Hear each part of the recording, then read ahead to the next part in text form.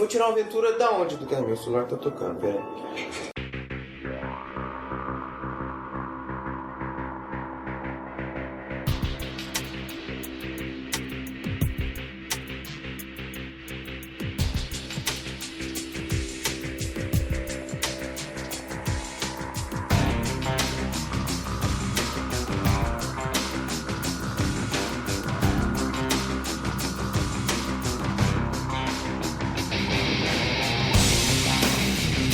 Está começando mais um Vozes da Terceira Terra, ainda sem slogan. Vai virar nosso slogan esse, cara. Episódio 121, Duro de Jogar. Hoje, powered by Bacardi. Uhul! Saúde. Perdeu, Arthur, perdeu. Fica aí fazendo reuniãozinha, fica de cliente. jornalzinho, com clientezinho, essas coisas assim. Nós é 11 horas da manhã, nós estamos bebendo já. O negócio funciona assim. Eu falei, né, como funciona assim na VTTCon. A VTTCon é depois, em agosto. Aliás, o Henker precisa falar com você da VTTCon. Então, ele mandou e-mail, eu liberado, respondi e ele não respondeu de novo depois. Preciso me encontrar com ele. Você tem que encontrar com ele. Cara. Marcar de tomar um café ali em cima. O Henker, ele é assim, o acesso dele a e-mail é muito irregular. Onde que ele mora? Mora lá perto do... um pouco pra cima da Fiuza. Eu sei, eu não, um pouco pra cima da tô Fiuza. lembrando o nome. Combinar com ele um dia de sentar e discutir tudo isso e fazer tipo um papel assim. Perto do Colégio Santa Úrsula. Colégio. Ah, tá, ok. Então, nós vamos sair de noite lá. Provavelmente nós vamos na Luz Luderia na sexta-feira, de noite, a hora que chegar. Você quer, tipo assim, eu vou pra casa do Sul tomar um banho e a gente vai. Claro que eu não quero, né? Você prefere ficar em casa? Prefiro ficar em casa, ver televisão, novela. Isso é chato. Tá? Então, beleza. Essa é a pergunta que se faça pra mim. Muito bem, então duro de jogar. Do que a gente está falando, então? Alexandre, vou te sacanear. O que é duro de jogar? Duro de jogar depende, pode ser um sistema, uma classe de personagem, um tipo de personagem, um tema, ou Uma ambientação. uma ambientação. Tem todos esses tipos de coisas duras de jogar. Mas são coisas que, tanto que você nunca conseguiu porque não teve oportunidade, coisa que você não dá conta, sobre assim, não sei mestrar isso, Ou você tentou e não virou, O bagulho não deu rolou. certo. ou é coisa que você não curte, né? Pode ser, inclusive, coisas que muito populares que você não curte, por exemplo. Exato. Ok, então vamos começar com quem tem mais história, Ivar. Por exemplo. Marcelo, você tá engraçado hoje, cara. Você viu que o Ivar tá indo pra lá, né, cara? Eu tô chegando pra cá e ele tá fugindo da gente. Eu quero ficar aqui atrás dessa gradinha aqui pra apoiar pra não cair no chão. Nós não avisamos, a gente tá gravando no mesmo dia que o episódio anterior, na Green Room, e Sans Arthur, né, cara? Sans Arthur e Powered by Bacardi. Sans Arthur e Cans Bacardi. Muito bom. Cara, bom... Tem algum tema, assim, uma proposta de jogo, um tema mesmo, algum tipo de jogo, fantasia, ficção científica, horror, comédia, que você não gosta ou não dá conta, já tentou e não conseguiu? Cara, por exemplo, apesar de eu ser uma pessoa que, assim, eu me considero uma pessoa divertida, sabe? Eu não consigo jogar RPGs de comédia, por exemplo, como Toon. Eu também não. Que a proposta é comédia. Isso, que a proposta é não se levar a sério desde o começo, sabe? Mas Não é por quê? Sabe, é aquela coisa de você se sentir obrigado a fazer humor, sabe? Exatamente. E não de você deixar a coisa fluir naturalmente. Saquei. Paranoia é a mesma coisa, né? Mas Paranoia eu joguei 2 vezes e assim, eu não consegui sacar... Paranoia você ainda pode fugir pro lado do paranoia mesmo, esquecer um pouco o humor, mas acaba sempre alguém querendo fazer graça e fica forçado e não fica legal. Mas acho que a proposta do Paranoia... É mais por isso, a proposta do Paranoia é a seguinte, você vai fingir que é um jogo sério. Você tá aqui no complexo lá, você começa como nível infravermelho, o computador te ama e você tem que estar feliz, e começa aquelas coisas burlescas. Eu acho que se você for, no caso do Paranoia, você não pode forçar o humor, porque o humor no Paranoia vai aparecer naturalmente, né? Você vai ver uma árvore e falar, meu Deus, tá destruindo, entendeu? Então acho que o Toon, ele desgasta um pouco, porque a proposta é mesmo tem que fazer piada. Acho que o Paranoia dá pra você... Tenta jogar sem fazer piada, que aí vai aparecer a piada, entendeu? É que o legal, isso acontece mais no Paranoia XP, que é a segunda edição do Paranoia. Teve uma segunda edição do Paranoia? É o Paranoia XP. Paranoia XP, eu não sabia disso. E a versão do Paranoia que foi traduzida para o português, ela, na verdade, ela já presume que você vai jogar de maneira engraçada, sabe? O Paranoia XP não, ele tem um negócio do humor negro e que é esse humor mais incidental, não um humor que já faz parte de toda a aventura. Mas enfim, normal, tem gente que curte pra caramba, tem gente que joga. Mas eu concordo, acho que desgasta. Você tenta fazer. Ou, por exemplo, eu joguei uma vez, algum tempo, uma série de aventuras de AD&D passadas em Discworld, do Terry Pratchett. A primeira hora da sessão era engraçadíssima, a gente morria de rir. Mas na terceira hora a gente tava cansado de dar risada, sabe? Já tinha gastado as piadas. Como se você tivesse se dessensibilizado. Aí a gente ficava 2 semanas sem jogar, na próxima sessão a primeira hora era uma delícia, sabe? Tinha a história de um cavalo que era engraçadíssimo. O Paladino, ele era paladino de... Como é que ele chamava? Idiotan. Paladino de Idiotine, que era a deus da justiça, em Discworld, né? E aí tinha o cavalo, que era o Espertan. E o paladino, tipo assim, na verdade o cavalo que era o paladino, entendeu? O paladino era uma porta, era um sabe, catabroque, assim. E o cavalo falava, né? E aí tá beleza. Então a gente tava assim, uma hora que a gente entrou numa pirâmide, e se f***ando na pirâmide, não sei o que, conseguimos ver uma portinha lá em cima, né? Aí desce uma corda, pirâmide, a pirâmide, né? Desce uma corda, aí beleza, né? Desce uma corda. A gente sobe lá em cima, tal, porque ele deixa o cavalador de fora, era o paladino deixa o cavalador de fora. Subimos lá, era o Idiotan, o Espertan, o cavalo que jogou a corda pra gente. A gente virou e falou assim, como é que você conseguiu jogar essa corda? Aí ele falou assim, vocês tinham que perguntar como é que eu consegui subir aqui. Tinha uma hora, por exemplo, que a gente estava numa taverna e ele pediu um chá. O Espertan pediu um chá. Ele sentou assim, puxou um banco de lado e sentou, o cavalo sentou assim. E aí o personagem do outro jogador falou assim, eu quero ver como é que ele vai tomar esse chá. Porque depois, acho que ele ficou lá, né, com as patinhas. Como é que ele vai tomar esse chá, né? E o cavalo só lá conversando e olhando assim, uma hora acontece uma coisa que o cara olha pro lado e ele só fica assim, plim, né? Tá a xícara pegando de volta, ele olha, tá a xícara vazia e o cavalo... Então tinha esses momentos, mas chegava uma hora que meio que desensibilizava de tanta piada. Quem mestrou isso foi o Netão que gravava o VTT, esqueci de comentar. Então é isso, cara. São RPGs feitos para serem de comédia.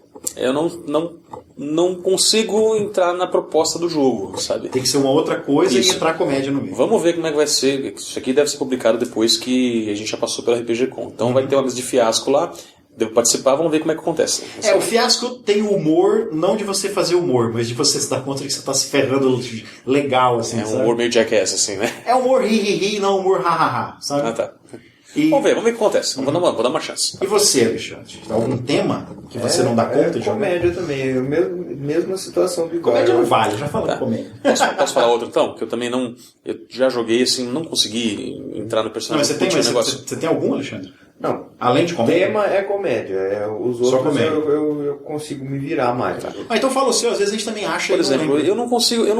Aí talvez seja porque eu não tenha também tanta experiência de leitura nessa área, porque não me interessa tanto, mas, por exemplo, Supers, cara. Eu não consigo curtir RPG de Supers. RPG de super-heróis. Isso, de super-heróis. Isso que eu já joguei uma campanha com o Santista mestrando uma vez. Assim, foi legal, mas sabe quando aquela hora você chega, depois de algumas aventuras, você começa só a acompanhar o grupo? Saquei. Começa a não... Porque... Eu nunca joguei jogo de super-herói, não posso dizer. Nunca jogou jogo de super-heróis? Eu montei GURP Supers uma vez, mas a gente nunca jogou. Eu tinha GURP Supers, sabe?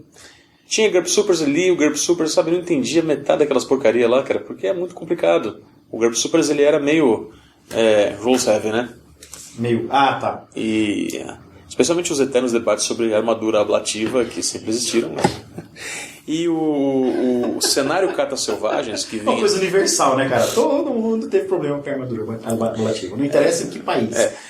E o cenário Cartas Selvagens, até por eu ter comprado o GURP Supers quando eu tinha 17 anos, eu acho, 17 ou 18, 17. E era um universo de supers onde as coisas não dão sempre certo, né? Então talvez isso tenha me desanimado um pouco para aquela época. Porque hoje em dia eu acho que é um universo super legal, sabe? Mas naquela época eu achava muito estranho. Não conseguia me identificar com aquilo. Aquele universo Cartas Selvagens foi uma super coincidência eu ter entendido aquilo. Porque, tipo, sem brincadeira, cara, um mês antes de eu ter comprado o GURP Supers, ganhado do papai, né, com 16, 17 anos, foi, né? Foi nessa época que saiu no Brasil, 96, 97. Foi na onda do GURPS que, quando a Devir lançou a segunda edição do GURPS Nacional. Então eu devia ter 15 anos, enfim. Um mês antes, tinha aparecido na banca de revista, tipo, uma cidade pequena, tinha uma banca, quer dizer, era a banca. Vamos na banca de revista, né? E era point, pelo jeito, né? E eu tinha que, tipo assim, dia de lançamento do Conan, o bar... Ponte de cultura, assim, da galera, né? Eu encontrava os nerdzinhos lá antes de saber o que era nerd, porque nerd naquela época era da vingança dos nerds, né? Então, era assim, e o é que chegavam 2 espadas selvagens de Conan. E eu tinha que chegar no dia, entendeu? Porque se eu chegasse no dia seguinte, elas não estavam mais lá. Então, desse período da minha vida, minha coleção de espadas selvagens de Conan tem uns buracos, assim, sabe? Que eu não conseguia ir lá no dia. Tinha que sair da escola e ir lá. E o cara que te roubava também tem os buracos dele, né? Tem 3 pessoas, né? Assim, se você juntar as duas, dá 2 coleções. As 3 pessoas. Cara, teve um cara que montou uma banca perto do lugar onde eu morava, quando eu morava com meus pais ainda. Ele vinha me perguntar o que eu queria que ele trouxesse, né? Eu falava, traz Dragão Brasil. Teve uma cidade... Ele trazia uma e deixava pra mim, né? Não, teve uma cidade que era o paraíso, porque a banca era dentro de uma papelaria. A banca era dentro de uma papelaria. E o dono da papelaria sacou que eu e meus 2 irmãos, a gente comprava gibi obsessivamente. Então ele perguntava, tá sendo esse título novo, você acha que vale a pena trazer? Ou então ele reserva, era meio sistema de assinatura, sabe? Porque a Abril teve assinatura um tempo, depois ela parou. Ele reservava pra gente, falava, vai vir essa Batman aqui, porque o meu irmão adorava Batman, e ele não colocava em exibição. Meu irmão passava lá depois da escola e levava, sabe? Era, tipo assim, super VIP assim o negócio. Nós éramos as únicas pessoas que compravam gibi naquela cidade. E saiu um mês antes, apareceu o Cartas Selvagens com a editora Globo. E eu fiquei curioso porque a capa era pintada, tipo do Conan, assim, não era ilustração. E eu fiquei intrigado com aquilo e comprei. Não gostei tanto assim daquele era estranho. Você está acostumado a ler X-Men, Wolverine, é um tipo de violência diferente, né? Não era violência realista. E um mês antes, cara, de sair o GURPS, um mês antes, não foi um pouco mais tempo. Enfim, tipo assim, eu comprei pouco tempo antes, assim. E depois eu perdi essa revista e achei num sebo aqui em Ribeirão Preto em 2001. A revista, tipo, R$8. Eu comprei de novo. Só pra ter. E eu não sei onde tá. Tem que comprar de novo. Mas hoje eu não leio mais gibi, eu não, sabe, cansei. Não leio mais, não é mais uma mídia que me chama a atenção. Não me pergunte por quê, tenho ótimas memórias de gibi. Esse fogo me motivou a ler com 9 anos de idade, foi o gibi do Capitão América. Mas hoje eu não leio mais. Eu parei de ler em 2006 com Guerra Civil. Mas eu curto sistema de suppers. Suppers. É gente que janta de madrugada. Eu curto. Ceia. Mas eu tenho certos interditos. Eu não tenho problema com você jogar com personagens conhecidos. Você quer fazer, por exemplo, o meu melhor jogo eu acho que foi GURPS Supers, não foi Marvel Super Heroes, foi GURPS Supers. Foi um cara que fez o Capitão América, o outro fez o Wolverine e o outro fez o Gambit. Era um grupo de heróis, assim. Sem explicação nenhuma, eram os Outsiders, que a gente chamou. Que tinha, né? Teve um grupo dos Outsiders na Segunda Guerra, não foi? Não sei, cara. Você está perguntando pro cara... GB, tá certo, no GB. Você está perguntando para alguém que realmente não se interessa por esse tipo de... Então eu não tinha problema da galera assim, eu quero fazer Homem-Aranha. Mas aí pra mim tinha que ser o seguinte, então vai ser só personagem Marvel, que na época eu não lia DC, só personagem Marvel, e vocês não vão criar seus próprios heróis. Você quer fazer Homem-Aranha, você quer fazer o Justiceiro, então você vai ter que criar alguém também. Sabe? Mas eu queria fazer uma versão masculina da Cristal. Não, vai ter que jogar com a Cristal. Vamos jogar no universo Marvel. Se o cara quisesse criar o próprio personagem, então não ia ter personagens, tipo assim, vocês iam ser só super-heróis inéditos, não ia ter super-herói conhecido. Então era o meu interdito. Vamos jogar no mundo Marvel, que muita gente não gosta, né? Muita gente não gosta de jogar com heróis conhecidos. Eu não gosto de misturar. Sabe? Eu acho que fica meio... Fica meio piegas. Uma coisa ou outra. Você sempre vai olhar... Quando você cria o seu próprio herói Zé Mané, você sempre vai olhar pro heróizão e se perguntar por que a Liga da Justiça não tá aqui? Por que eu não faço parte da Liga da Justiça? E se você fizer, você sempre vai falar, por que não manda na mim e não o Lanterna Verde, né? Então beleza, então você vai ser o Lanterna Verde. Eu acho que eu nunca joguei Suppers porque eu jogava tanto Vampiro Suppers que... Você jogava X-Men Noturnos? Aventuras do Capitão Vampiro. Você deu conta de jogar alguma vez na sua vida vampiros com a proposta do horror pessoal? Ou sempre virava super-heróis noturnos? Live. Só live. Não, e teve pouquíssimas vezes que a gente conseguiu, na nossa crônica de Vampiro Supers, conseguiu botar o horror pessoal mas foram pouquíssimas vezes. Isso foi uma coisa que aconteceu comigo, assim, quando eu morava em São Paulo, né, porque eu joguei com um pessoal que jogava bem, jogava legal, bem de acordo com a proposta, né? Uhum. E depois aqui em Ribeirão, mas assim, já bem depois de um tempo, quando a gente pegou, assim, Já tinha saído do Novo Mundo das Trevas, aí veio um amigo nosso, o Gasparotto, não sei se você lembra dele. Vamos jogar Vampiro nas antigas, assim? Falei, vamos. Aí jogamos. Foi bem recente, né? Faz uns 2 anos, não faz muito mais que isso não. É que depois ele teve que se mudar, então a campanha acabou depois de 4 jogos. Mas foi bem legal, cara, poder voltar mesmo para as origens e jogar Vampiro de acordo com a proposta. Original do livro. Foi no aniversário da Chuchu, que a gente foi na casa dela, que vocês estavam jogando, não é? Acho que foi isso, né? Isso. Eu lembro que eu tava doido pra participar do jogo também, não consegui. Coitado. Mas não foi live, foi mesmo, foi RPG. Foi mesa. Eu nunca gostei, porque assim, nunca tive o Vampiro, eu peguei emprestado de um amigo, depois um dos meus irmãos comprou. Pra quem não sabe, eu tenho tipo 3 irmãos, né? 2 do meio e uma caçula que jogava até pouco tempo atrás D&D comigo no domingo. Mas ele era muito novo, 7 anos de diferença, eu tinha 16, ele tinha 9. Não jogava RPG com a gente. Então era sempre eu e os meus 2 irmãos do meio, o Rodrigo e o Daniel. Mais tarde, um dos meus irmãos acabou comprando o Vampiro. Qual que foi a última edição do antigo? Terceira edição no Brasil? Terceira edição, isso. Seria a segunda edição americana, é isso? Não, Vampiro é complicado porque eles não dividiram em números de edições. Tem a revisado, tem o original, o revisado e a terceira edição revisado, que também pode ser chamada de segunda edição, é complicado. É o seguinte, cara, a primeira edição do Vampiro, a primeira edição mesmo é capa cinza. Segunda edição do Vampiro é capa rosa, verde. A primeira edição é brochura, não é capa dura. Isso. Então, mas aí eu li aquele que a rosa... Aí teve o Revised, que a rosa tá morta. A terceira edição brasileira. Que a rosa tá morta. Tá na contracapa morta. Foi esse que eu li. Foi o primeiro que eu jogava o anterior. Que seria a segunda edição. Ixi, confusão. Pior é quando sai uma edição brasileira quando não saiu no Brasil, não, nos Estados Unidos, né? E a edição, o Revised, que seria a terceira edição do Vampiro, na verdade é uma atualização depois de 10 anos. Tá. Eu jogava de capa verde, já daquele Maione verde. Quando saiu a nova edição no Brasil, que tinha a rosa morta atrás, eu peguei pra ler, porque eu fiquei interessado em narrar. E uma coisa que eu não engoli de jeito nenhum, que eu não dava conta, e eu juro que eu tentei gostar e não dei conta, é aquele negócio do prestígio. Sabe? Da sociedade vampírica. E as inter-relações, aquela coisa meio barras no baile. Barras no baile de noite, sabe? É o status, né? Eu não dava conta, cara. Pra mim, porque assim, o vampiro que eu sempre gostei é o vampiro monstro. Teve uma época que eu gostava da ideia do vampiro torturado, mas torturado com o fato de ele ser um monstro. A minha proposta de vampiro, quando eu consegui me desvencilhar do X-Men Noturno, era você lidar com a sua condição. Você não consegue viver em sociedade. Você fica sentado, parado num café, as pessoas vão naturalmente se afastar de você, porque você é pálido e você não respira. Sabe, eu nunca entendi aquilo. O vampiro não respira, velho. Você puxa o mínimo de ar necessário para passar pelas pregas vocais e falar, né? Mas, por exemplo, aquela ideia de você quer simular a respiração, você vai sentir dor, porque seus pulmões não são usados há décadas. Você quer respirar, fingir que está respirando, vai ser dolorido o negócio. Então eu gostava... Ponto de máscara, né? Se o seu vampiro só conseguia fingir, se a humanidade fosse de 7 para cima... tinha os pontos de máscara. Que você vê no guia do jogador. Tinha um ponto de máscara, você conseguia fingir que você estava respirando. Se tinha 2 pontos, você conseguia dar uma cor meio rosada pro seu rosto. Interessante, eu não lembro disso. Acho que isso aí foi regra opcional, veio no guia do jogador.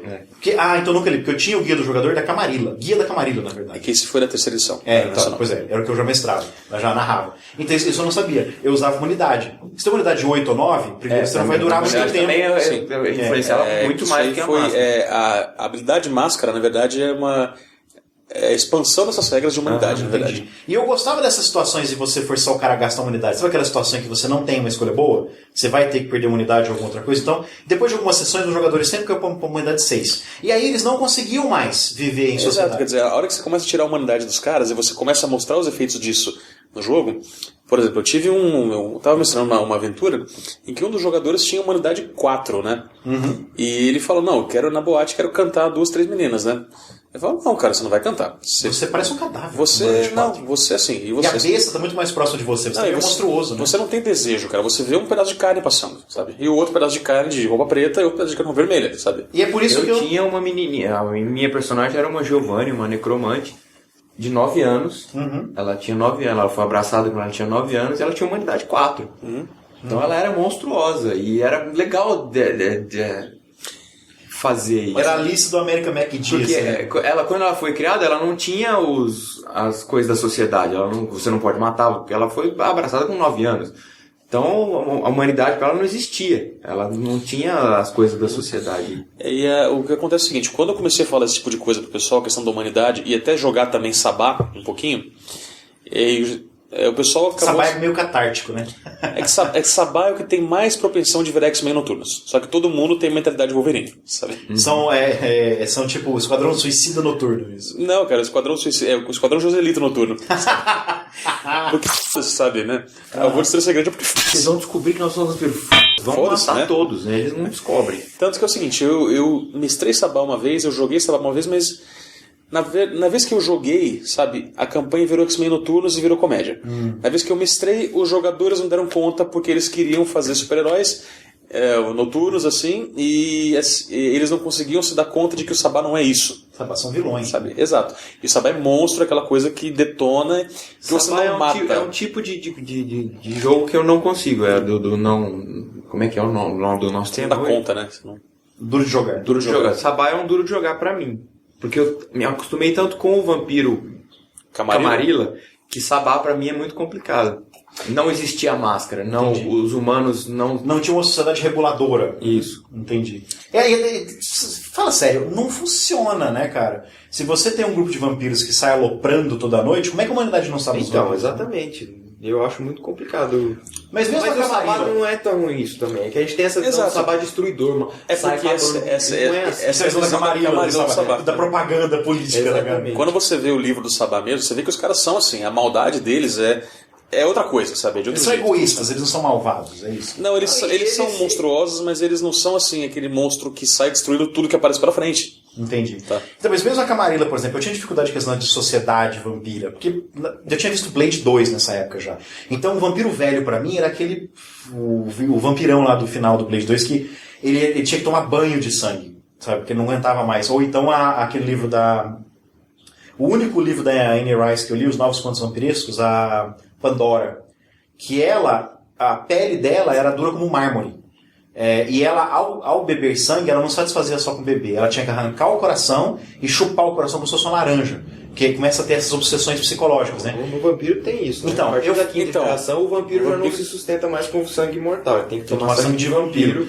Então eu criava eu narrava uma sociedade vampira, tinha um ou outro vampiro, e quando você ia numa reunião da Camarilla, era um lugar escuro, com um cara no canto, outro cara ali, e outro cara presidindo, e você falando num ambiente que você tinha sorte se saísse de lá vivo, porque alguém tava olhando pra você salivando, entendeu? Porque eram vampiros muito velhos. Não tinha muito contato. Vampiros não se aliavam porque eles iam se trair, porque, sabe? Então eu não conseguia narrar festa de vampiro, prestígio, sabe, essas coisas. Eu nunca dei conta. E eu tentei. Isso é uma coisa muito mortal, sabe?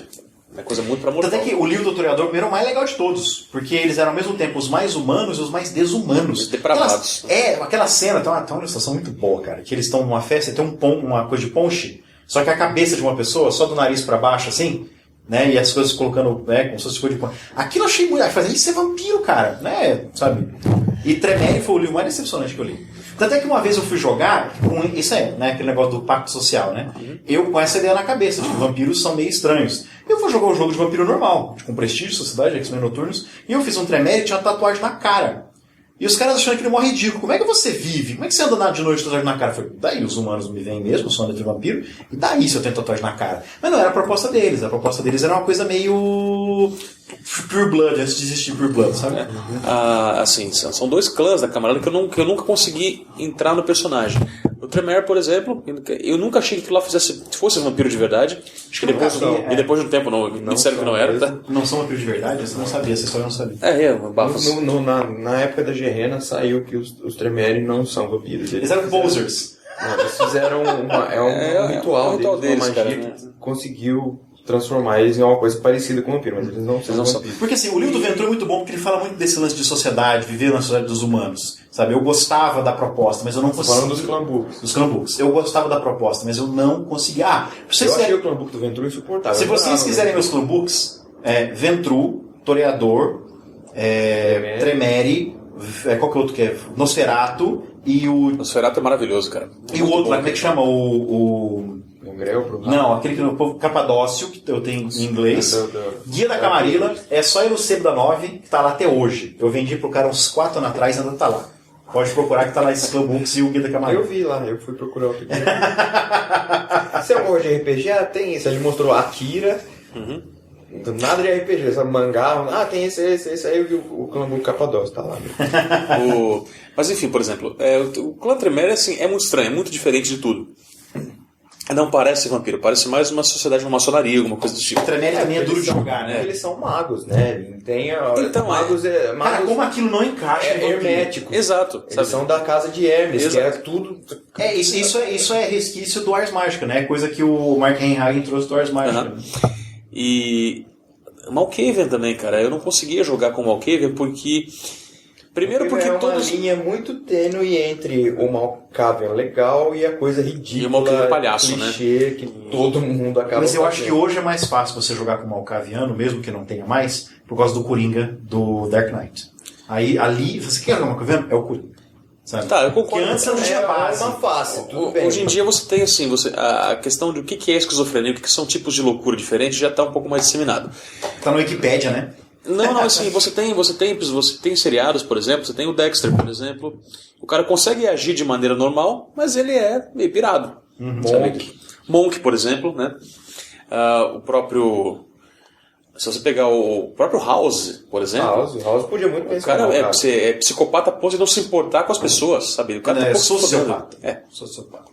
Ele é borderline sociopata. Ele não chega a ser um... Mas, não, pera um pouquinho. Esquece isso. Eu convivi com 3 psicólogos durante muitos anos. Esquece o que eu tô falando. Bom... Mas enfim, são tipos de loucura que são mais plausíveis do que o cara só andar de pijama cor-de-rosa e pantufa de coelhinho, Que sabe? é o que 99% dos jogadores que faziam. Ou vestido com uma camisa do Homem-Aranha dos 99 andando com um machado de prata, que foi o meu primeiro personagem de vampiro, por exemplo, que era uma tá. Mas falando de mago, o Alexandre falou que você tem dificuldade de jogar com um mago, a Ascensão. Eu não sei porquê, mas mago é um que eu nunca consegui. Não, cuidado com a mesa de gravação que tá pegando esses sons todos. Eu tentei ler Mago e desisti no primeiro terço do livro porque é muita nomenclatura. Tudo que você vai ler tem uma palavra com letra maiúscula. Magia com letra maiúscula, é ritual com letra maiúscula, é porta com letra maiúscula. Você fica com o dedo no glossário, né? Você tem que ler com o dedo no glossário. Então, não vira, não vai pra frente. Eu falava, meu Deus, pra quê? Imagina ver Bena com os filhos do Éter, cara. São coisas tão diametralmente opostas. Vampiro já era difícil, Mago pra mim era impossível. E Mago é o seguinte, Mago, a não ser a guerra das tradições contra a tecnocracia, cara, que era uma coisa muito, muito... como é que eu vou dizer? Era muito sutil até, acontecia tanto por trás dos panos, por trás de tantos panos, e acaba ficando meio perdido, sabe? O meu problema de mago não era esse. O meu problema de mago era o fato de que eu tive boas aventuras de mago. Talvez que eu tivesse bons narradores, mas eu tive muito boas aventuras de mago, mas o meu problema era o fato de você poder fazer o que você quiser. Quando você não tem muita liberdade. Não, assim, pega um cardápio com 15 demais. páginas, pega um cardápio de 15 páginas... E que você pode combinar as coisas, sabe? É muito mais fácil escolher quando o cardápio tem 2 páginas, né? Então eu sempre pedi ajuda. Que magias que eu posso fazer com, sei lá, esfera... Vida 2 e correspondência 4, né? Aí eu anotava como se fossem minhas magias para definir, eu sei fazer isso. Tem uma hora que você é criativo. No momento de desesperador, que o DM forçava você a ser criativo, você era criativo. Mas eu prefiro muito mais quando eu tinha um cardápio sutil. Um cardápio sucinto. Sutil. Um cardápio sutil. Um cardápio... Albert by Bacardi. Um cardápio sucinto. Né? E eu... Sucinto, que nem o sucinto, seu cinto aqui. Sucinto é o que vai debaixo do cinto, né? Uhum. E no sous-chefe, que é abaixo do chefe. Isso aí. E... umas coisas que eu sentia falta em Mago era, primeiro... Limites no sentido de, por exemplo... eu saquei a ideia do focus como uma coisa que te limita. Por exemplo, meu personagem precisa... No conto introdutório tinha isso. Que o foco... O próprio cara que vai levando o jogador, ele fala que o foco é uma coisa que ele vai se prender a pouco tempo e que depois ele precisa passar daquilo. Mas é que eu fui mal O influenciado mago nesse iniciante sentido. usa foco. O mago... Não, é que nem Harry Potter. Você precisa da varinha e falar. Os magos mais velhos não precisam nem falar pra fazer a magia. A varinha aumenta o poder, mas você não precisa falar e você consegue fazer magia até sem varinha, né? Você vai criando experiência. Eu acho que não sei se foi um filme do Merlin ou um livro do Merlin que era legal. Que o Merlin ensinando ou o mestre do Merlin ensinando o próprio Merlin, que a magia tem 3 etapas. A etapa que você precisa falar e gesticular, a etapa que você só precisa falar, e a etapa que você não faz nada, você só pensa e a magia acontece. Eu acho muito legal isso. Que no D&D também tem isso. Tem No AD&D tinha, né? A componente verbal, gestual e material. No D&D também tem, que aí o Silent Magic. Você tem os feats, né? Que você começa a ter experiência. Você lança uma magia de nível 1 como se fosse de nível 2, mas você não precisa gesticular mais, você não precisa falar. É que essas regras eram complicadas e quase ninguém usava. Então na quarta edição eles limitaram ao implemento. Essa magia precisa de implemento, então você tem que estar com a sua varinha ou com o seu orc. E tem magias que não precisam de implemento. Né? Eles simplificaram porque ninguém usava, mas eu gostava dessas regras. Eu enchi o saco dos meus jogadores magos no AD&D por causa de componente verbal. Mas você tá caindo, você não consegue usar seu componente. Ou sei lá, tá um componente de silêncio. E o cara, é verdade, tem componente verbal. Eu usei isso muito. Os vilões soltavam silêncio na área, anulavam tudo. E ele tinha o Silent Magic. Ele falou, bola de fogo, ele não precisa falar. Você pode crescer, a magia custa mais, né? Você só, em vez de ser nível 3, ela vai pro nível 5.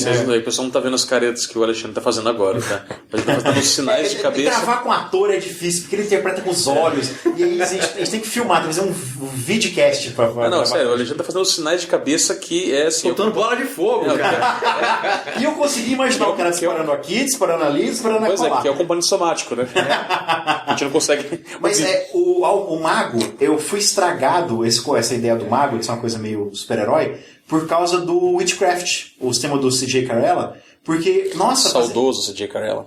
Porque ele morreu? Morreu faz tempo. Você tá brincando? Sério?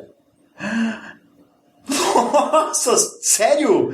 Caraca! Agora eu tô duvidando do que eu falei já. Não, é tipo assim, eu tô... Não, mas ele morreu. Nossa, cara, essas notícias, sabe assim? Nossa, tipo assim, o Itamar morreu, sabia? Sabia, então, faz uns 3 dias assim. Que eu quis devolver pra você. Desculpa. É que ele não era meu ídolo, mas o CJ Carella pelo jeito é seu ídolo. Caramba! Nossa, eu adorava aquele sistema. Era uma p***, mas eu adorava. Vamos fazer magia. Olha, cara, se for brincadeira, teve umas 3 vezes que eu falei que se dane, eu puxo meu 38 e atiro no cara. Porque fazer magia era muito difícil naquele sistema. Mas era porque era magia tipo Wicca. Você tem que pegar seu caldeirão, uma faca, não sei o quê. É o ritual, né? Então eu fui estragado com os rituais dos tremérios. Você quando não eu fazia num turno. Você tinha que ter a preparação. Mas mago era assim. Riscar o círculo de giz, jogar o sangue no meio. Então, pois é, quando eu joguei mago pelas primeiras vezes, eu fazia umas coisas, nem que seja assim, eu preciso rezar em frente a um símbolo, quando eu fiz aqueles que são meio religiosos. O coro celestial. Coro celestial. Eu preciso rezar em frente a um símbolo divino. É estranho, né, cara? Então, meu personagem era difícil. Pra mim, verbena era o único. É estranho você misturar clérigo com mago, né? Não, mas eu fiz os dois que eu joguei bastante, assim. Foi verbena e foi o outro, como é que chama? Filhos do Éter. Filhos do Éter. Eu tô com o Fragment of Order na cabeça. Eu curti esses dois aí também. Eu vejo as coisas que acontecem. Que hoje em Adeptos dia... da virtualidade. É que em inglês era Virtual Adepts. Adeptos da virtualidade. É que hoje faz sentido, né? Então, na época mas não. Eu fazia uns focos complicados. E do meu lado tinha um jogador que o foco dele era comer Mendorato. Sabe? E o cara conseguia fazer muito, mas já que o foco dele era comer Mendorato, sabe? E uma interessante que os jogadores davam como desculpa comer Mendorato também. Então, assim, eu nunca peguei... Você fazer o personagem baseado no jogador, né? Na personalidade do jogador. Demorou pra eu pegar mago, eu tava jogando com verbena, que eu saquei a proposta do jogo daquele povo, não do mago, que era a Liga da Justiça. Nós éramos Liga da Justiça, eu era um verbena metamorfo, sabe? Eu era tipo um homem animal, assim, sabe? Só que eu virava animal mesmo, eu não pegava só as características do animal. Só como era uma Liga da Justiça, eu lembrava do homem animal. Mas verbena é uma puta tradição, cara. Então, legais. Esse era meu problema. O duro de jogar do mago pra mim é que eu não conseguia passar pros jogadores uma coisa que eu gostava... Quer dizer, eu tentava passar e eles não aceitavam. Por exemplo, as 2 ordens tecnológicas, que era Adeptos da Virtualidade... Os Filhos do Éter. Eu tentava passar pra eles o fato de que vocês são perigosamente próximos, filosoficamente, da tecnocracia. Então, vocês estão à beira de o tempo todo concordar com a tecnocracia e virar casaca. E os jogadores não iam nesse caminho, sabe? Então, a questão do horror pessoal, do drama pessoal, que eram sempre as intrigas que acontecem entre todas as facções que tem no mundo das trevas. E eu tinha um jogador, né? Então, tinha um jogador que era adepto da virtualidade, isso eu não mestrava, eu jogava junto. E ele fazia uns MacGuffins, assim, tipo Jornada nas Estrelas. Ele inventava, como ele é formado em engenharia da computação, ou ciência da computação, eu acho. O DM era formado em engenharia da computação e o jogador era formado em ciência da computação. Então, era o personagem mais fácil de fazer magia. Ele inventava, porque você tinha que explicar como é que você estava fazendo. Então ele usava Technobabble, e o DM entendia o Technobabble, e a gente ficava assim, nossa, esse cara é o mais poderoso de todos, sabe? Então tinha esse desnível, né, com a Adepto da Virtualidade ou Filhos do Éter, que fazia com que o mago, pra mim, não tivesse tesão, entendeu? Era um jogo duro de jogar pra mim. Eu achava também essa falta de limite e o limite depender de todos os jogadores na mesa, porque tipo, se o mestre achava que você podia criar um vírus mortal com a esfera de vida 2, você podia fazer. Se você não achava que não podia. Então dependia muito do mestre. Eu achava complicado isso. Como é que tá o sistema novo? Vocês conhecem? Porque tudo que eu conheço do Novo Mundo das Trevas é o livro básico de jogar com humanos. Vampiro perdeu o que te incomodava muito, que é a sociedade, o status e o prestígio. Coisa mais horror light pessoal agora. mais voltado para isso. E não sei, eu nunca joguei, mas ficou mais pra esse lado. O livro é lindo, né? O livro é... Pô, mesmo sendo preto e branco, por dentro, ele tem mas eu acho cuidado, ele tem um cuidado com a produção dele. Mas eu acho que ele bom. só presta porque é preto e branco. Eu acho que aquele livro não deveria ser colorido. Então, Acho que nem a capa devia ser colorida daquele mas jeito. é assim, é que a gente vai entrar naquele mérito, assim, por que a fotografia preto e branco existe até hoje, né? Tá. Mais ou menos isso. Porque ela se adequa a certas coisas. Você sabia No que caso tem um ramo da arte fotográfica que odiou quando a Polaroid fechou, né? Sim. Porque tem Os caras fizeram protesto, tudo. Né? Porque tem um tipo de artista de Xingaram muito no fotografia Twitter, sabe? que usa Polaroid até Não, hoje. os tons de foto Polaroid você não consegue reproduzir com É nada. super nos 80, né, cara? Nossa, é super nos 80. Eu tinha um tio que tinha uma máquina Polaroid. Minha mãe- Pra mim era mágica. Meus pais tinham. Meu pai ganhou aquela Polaroid dele, se eu não me engano, com pagamento Tem de gente se dívida. especializando em fazer filtro Polaroid no Photoshop pra pegar as fotos normais É e mesmo? transformar em Tem Nossa, sites, que louco! Tem né? sites hoje que você coloca, você manda sua foto, ele transforma no Polaroid. Transforma em Polaroid. É. Inclusive com a bordinha branca. Isso, o Instagram. Acho que o Instagram faz isso, tem mais os dois. escrito embaixo o que é. Na verdade, não, eu tô sacado aquilo lá, né? Que legal. Mas enfim. Um outro...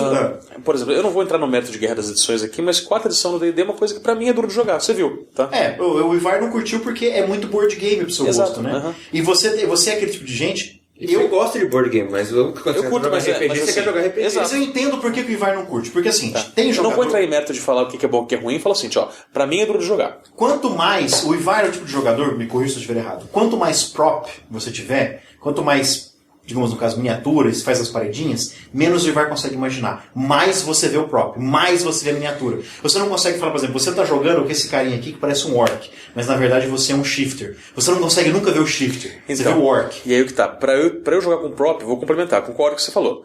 Pra eu jogar com prop, o prop tem que ser muito perfeito, sabe? Tem que ser aquela maquete mesmo feita com cuidado.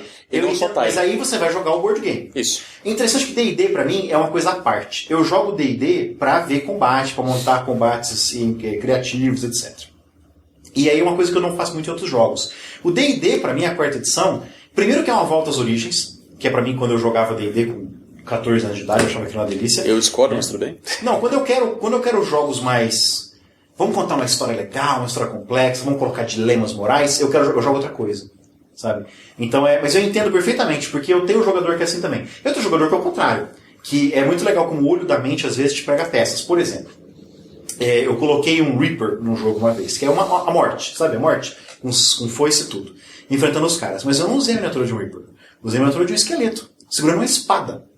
Coloquei lá e joguei nisso aqui. Aí teve uma hora que a gente tava jogando com... Eu não tava mestrando, eu tava jogando, o Leonardo tava mestrando, e ele colocou a miniatura de um cara que parecia um Reaper.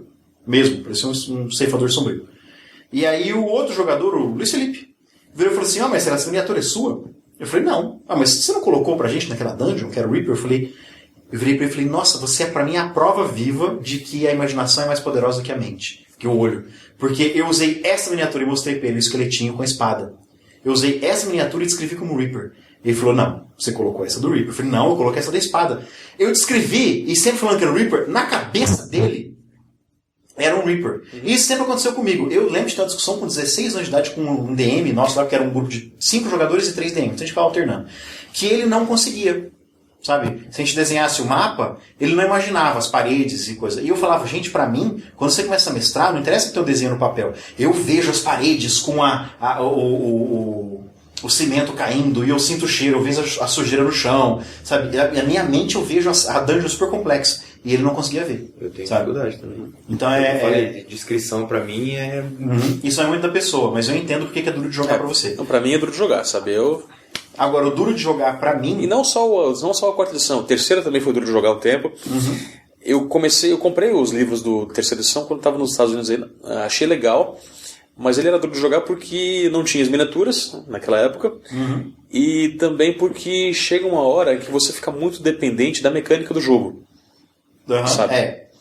E porque, assim, as aventuras são feitas desse jeito. Porque a mecânica do D&D é muito consistente. Sim. Você quer fazer isso, por exemplo, a maior parte dos jogos mais light, jogos mais indie, ou até o Vampiro, você fala o que você quer fazer, o DM vai ter que julgar se é possível, porque as regras são bem vagas. Flexíveis, né? O D&D não diria que são flexíveis, diria que são vagas. A regra permite você fazer um monte de coisa, sabe? Você tem jogos com as regras bem mais ironclad, amarradas, mais amarradas, bem blindadas, né? No Vampiro você vai escolher que atributo, que habilidade você vai usar, você pode mudar isso. Né? O GURPS é um sistema que prevê tudo. Tanto é que diz até quantos segundos que dura o round, para estabelecer se você consegue fazer uma coisa ou não. O D&D, da terceira edição para cá, terceira e quarta edição é assim também. Tudo que você quer fazer se encaixa em alguma coisa das regras. Então você quer apagar o círculo mágico com o pé, já está previsto que é uma ação que você vai fazer. Se é uma ação muito complexa que duraria o round inteiro, é uma ação standard. Se é uma ação que você pode fazer junto com outra coisa, é uma move. Entendeu? As regras já cobrem tudo isso. Por um lado, você não tem muita liberdade para inventar coisas. Por outro, quando você manja do sistema, quando você vê a Matrix, você consegue fazer coisa pra cá. Você consegue quebrar o jogo. Porque você vê a Matrix, você saca... E tem umas coisas super bizarras, por exemplo. Por que falar é free action? Você tem que entender por que falar é free action. Pra você não conseguir... Como é que era o negócio? Falar é free action pra você não conseguir fazer duas coisas ao mesmo tempo, que agora eu não vou lembrar. Mas eles estabeleceram que falar era free action pra você não fazer um combinho. Entendeu? Só que aí cria uma situação bizarra, que você fala como free action, então pessoal, vamos... Aí você anda com a sua move, e aí você fala que é free action pra cá. Como se você não conseguisse falar e andar ao mesmo tempo. Cria essa situação bizarra, mas se você entende por que falar é free action, você controla o sistema. Então você tem esse jogo. O D&D é muito esse lance de você... D&D pra Munchkin. Sabe? D&D pra... Né, pra combeiro. Então eu entendo quem não gosta. Sabe? Perfeitamente.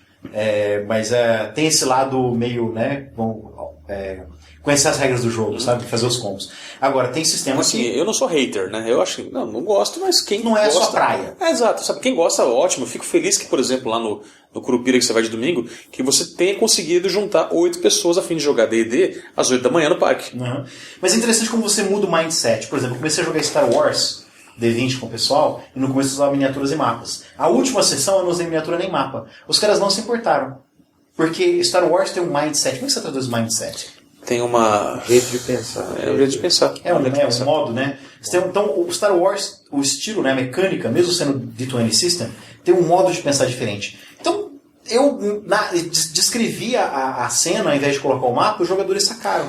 O pessoal isso já e é coisa que D&D não dá. Já consta do repertório deles, sabe? Quer dizer, os planetas do Star Wars ou eles são super tecnológicos ou tem aquela cara usada. Não, é por causa da mecânica. Não importa, a partir de... Se você não está no corpo a corpo, você está na distância, entendeu? Então só me perguntar, é curta, média ou longa? Só isso, entendeu? O cara tá à minha direita, então eu vou usar esse poder para proteger ele. Você não tem, sabe, eu tô na frente do... ele é, né, mais light um pouco. Deu uns problemas. Direto o cara confundia, mas... Peraí, mas eu vou te falar assim, mas você não tá debaixo do tubo. Acontece. Agora, mas interessante, o Star Wars do D20 System, eu já conseguia jogar melhor do que o D&D terceira edição, apesar de ser praticamente o mesmo sistema. Mas sabe por que a gente não estava jogando miniatura? Por mais que eu tenha algumas miniaturas, eu tenho os Galaxy Tiles, é por causa do... Tava muito parecido com o D&D. A gente começou a jogar de sexta-feira eu não dou aula, eu dou aula de segunda, quinta e sábado. Então na sexta eu jogo RPG também. Com a mesma turma de domingo, menos um. Que era o cara que não podia vir, porque a gente joga aqui na City Ribeirão. Praticamente do lado da casa do João ali. Atrás do Ateliê da Pizza, que é onde mora o Lucas. E menos um cara que não podia vir. Então a gente estava jogando outras coisas. Como a gente está jogando D&D todo domingo, a gente estava querendo jogar coisas diferentes. Deixa o D&D para mindless violence, né? Da violência sem sentido. Começamos a jogar outras coisas. Testosterona powered. Na sexta-feira. Quando a gente começou a jogar Star Wars, que eu estava usando miniatura demais, os caras estavam assim, Marcelo, tá muito D&D. Faz uma coisa diferente pra gente. Né? Que aí foi quando encerramos Star Wars, vamos jogar outras coisas agora. Vamos jogar Alpha Omega, vamos jogar Call of Cthulhu. Os caras querem coisas diferentes. Eles querem uma coisa diametralmente diferente de D&D, porque tá enjoando. Quem joga, já jogamos D&D todo domingo. Vou lá mestrar Prime Time Adventures pra ele também. Você tá afim? Eu converso com a galera, sexta que vem. Conversa lá. Sexta que vem não, mas daqui... Lá pra agosto. Sexta que vem já vou estar viajando de novo. Ah, é verdade, você vai pra Argentina. Não, vou lá pro Rio Grande do Sul. A Argentina me show. Por quê? Eu ia com a minha namorada, né? Sim. E o SESI, que é onde ela trabalha, marcou treinamento para a época da viagem. Depois que a gente tinha comprado a passagem.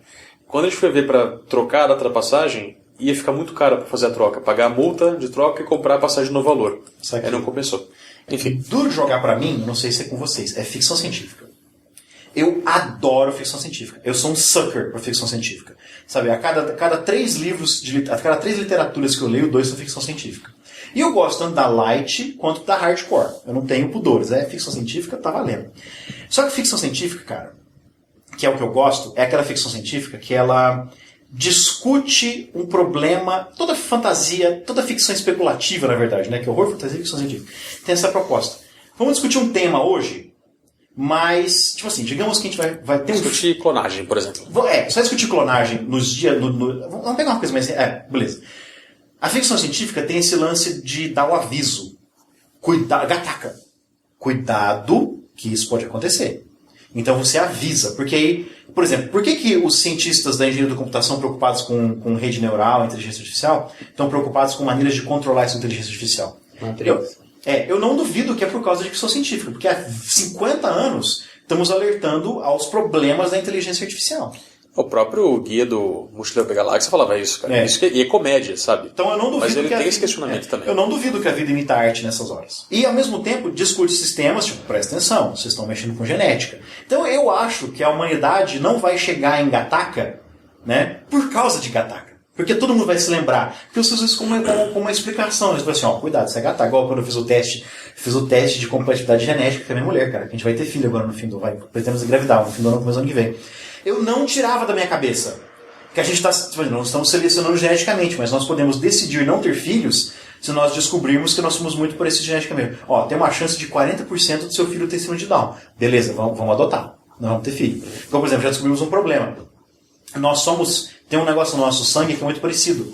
E minha mulher vai ter que tomar vacina contra mim, cara.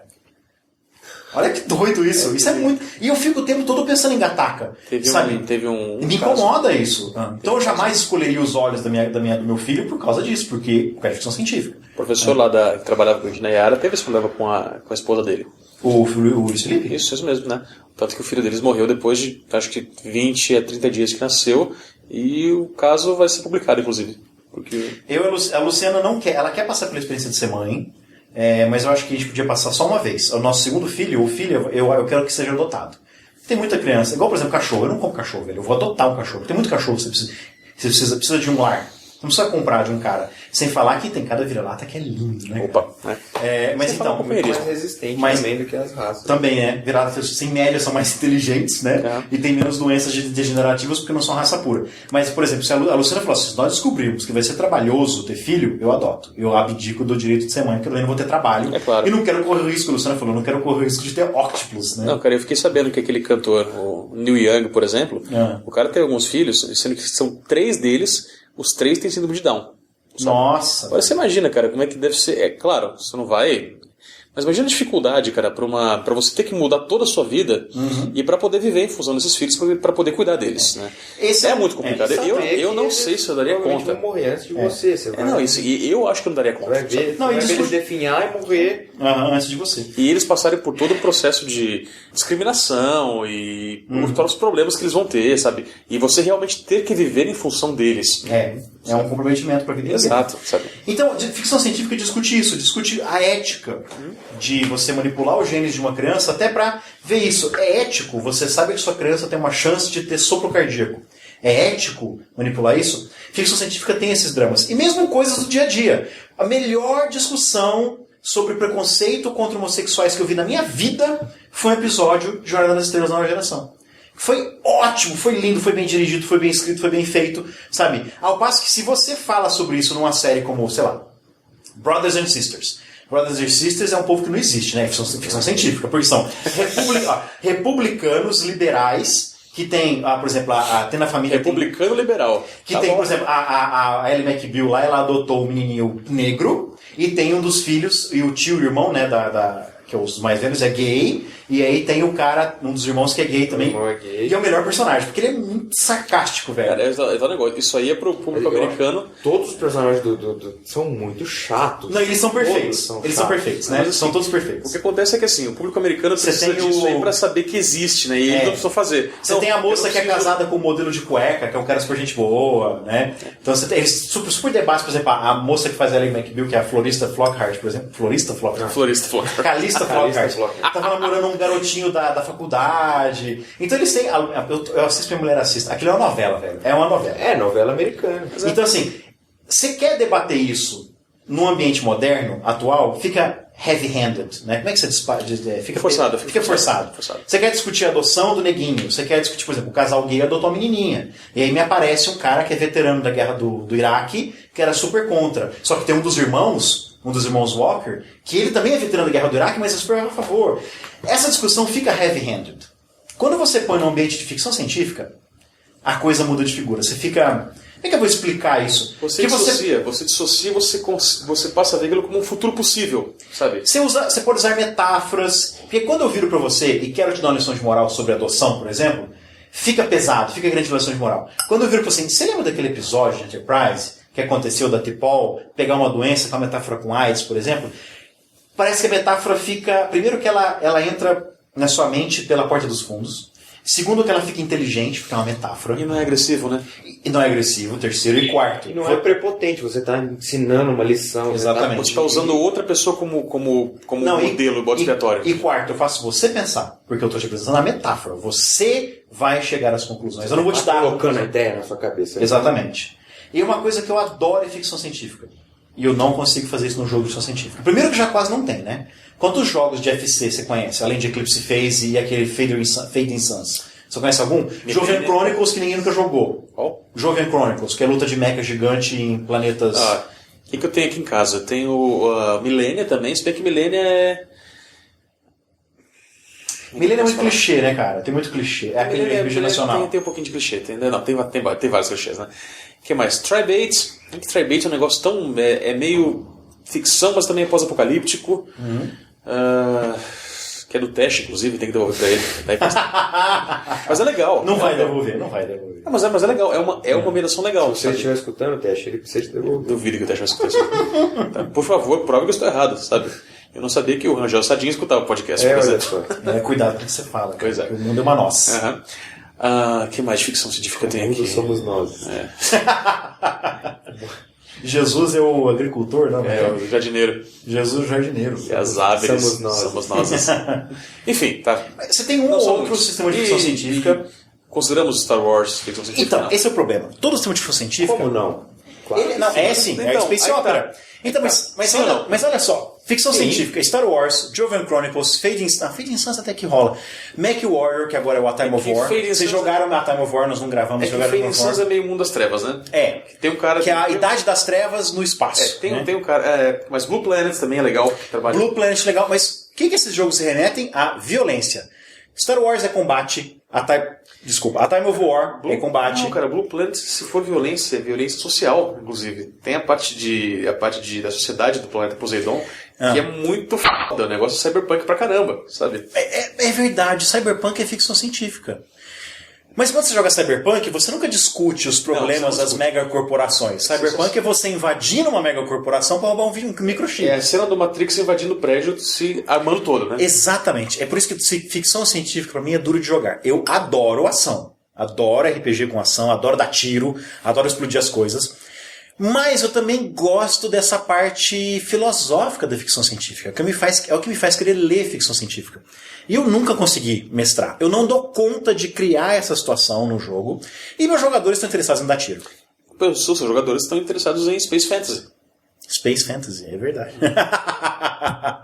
Mas é o que a gente vai cair no assunto do outro tema que a gente vai discutir o outro dia, do drama. D&D com lasers? Mas não é. O drama no RPG é difícil. Criar o drama. A gente vai discutir isso no outro episódio. Não só em ficção científica, qual que é o drama do ficção científica. Você não consegue... vai cair sempre no combate, na luta, e é difícil chegar no drama. Mas você acha que esse dilemas morais encaixaria no drama, assim? Tipo, decisão, o que eu faço? Porque você chega na ilha do Dr. Moreau, só que o cara te convence que ele tá certo, que a humanidade tá morrendo de uma doença degenerativa. E aí? Você dá um tiro na cabeça do cara ou você acha que ele tem razão e se alia a ele? Isso entra no drama, então? Claro, é o drama entra no drama, raiz. É realmente o drama pessoal, você não sabe o que fazer. Que interessante. Porque eu consigo colocar drama nas minhas aventuras, eu não consigo colocar drama moral. Então acho que eu descobri uma falha minha, né? Tipo, preciso exercitar esse músculo dramático. Né? Geralmente o drama moral, na maioria dos jogadores, tem a ver com o jogador, não com o personagem. Vocês já jogaram ficção científica legal assim ou não? Porque tem muito pouco RPG de ficção científica, né? Eu só li RPG Eu joguei de muito pouco ficção científica. Acho que a única ficção científica que eu joguei foi o Time of War. Não sei se pode ser considerado ficção científica. Não, ele é ficção científica, mas é que fala sobre a guerra, né? Cyberpunk e o Time of War também. Mas não, cara, ficção científica mesmo eu só li, mas eu não cheguei a jogar. O A Time of War, ele tem um subtema do horror da guerra.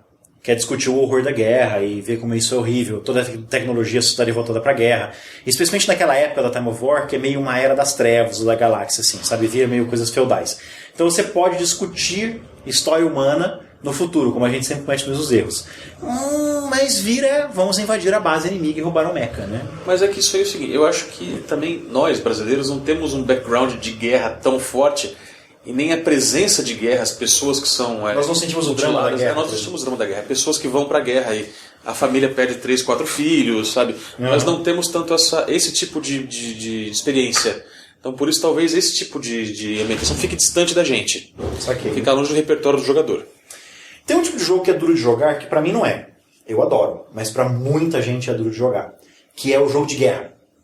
Em que você é um tenente e você é um sargento, por exemplo. E vocês estão seguindo ordens. Tem gente que fala abertamente, eu não jogo jogo militar.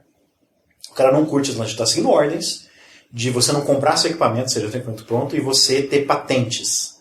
Eu contorno isso... Subordinado uns aos outros. Eu contorno isso não tendo patentes. No jogo Star Wars, por exemplo, era todos os Republic Commandos. Você tinha o Jedi, que teoricamente era o comandante dos outros 3 Clone Troopers, que seriam 4, mas um jogador nunca vinha, que era o Gustavo. Coitado, teve que voltar a trabalhar, né? Triste é o homem que precisa trabalhar na sexta-tarde. De manhã, né? Eu preciso, cara, só que quando eu não trabalho de manhã, eu trabalho de noite. Então... Triste homem que não tem a flexibilidade de poder escolher seus horários de trabalho.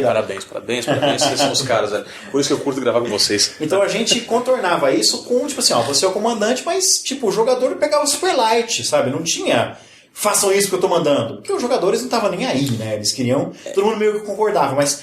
É que exército tem isso, cara. Mas é que pode chegar a essa situação, que eu acho que gera uma carga, um potencial dramático muito grande.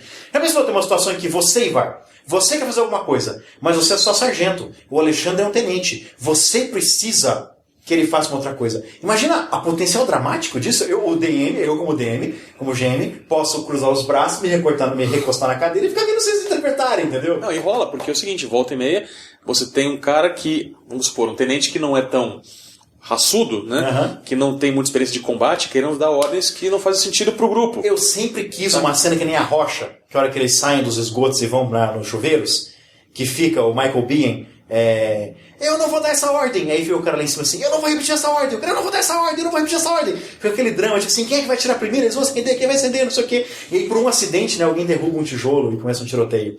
Eu sempre quis colocar esse jogo.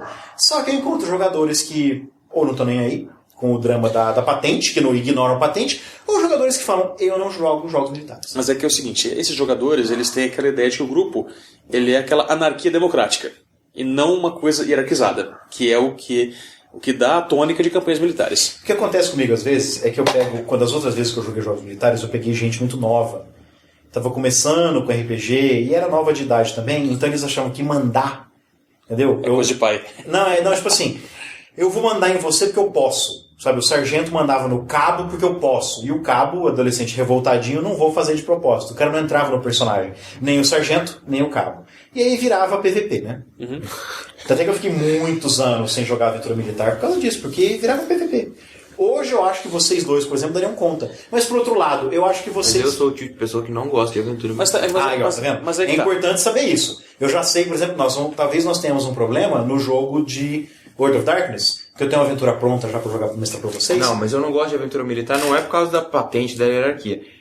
É por não ter o fator sobrenatural, por não ter o fator diferencial que sai da realidade. Saiu da realidade, pra mim tá bom já. Ah, tá. Não, então eu não gosto de jogar coisa da nossa realidade, do nosso mundo. Eu quero sair disso. Eu posso falar pra vocês o jogo que eu vou mostrar pra vocês de World of Darkness. Eu já sei. Que os afegãos estão chegando, vocês têm que evacuar os cientistas. Que eles estão fazendo algum tipo de experimento então, lá. E é World of Darkness, né, meu amigo? Isso aí já me pegou, o gancho já me pega. Agora, se for guerra pra pegar petróleo, pra pegar terra, isso aí não tem o mínimo interesse. Isso é só ligar na CNN. Coisa que você mundana vê, né? pra mim não tem o mínimo interesse. Não, isso é bom saber. Mesmo que seja um jogo sobre os horrores da guerra, você não curtiria. Tipo, um Resgate do Soldado Ryan, Além da Linha Vermelha. Não gosto mesmo. Beleza, não é bom saber. A Time of War, por exemplo, já cai na lista do consórcio.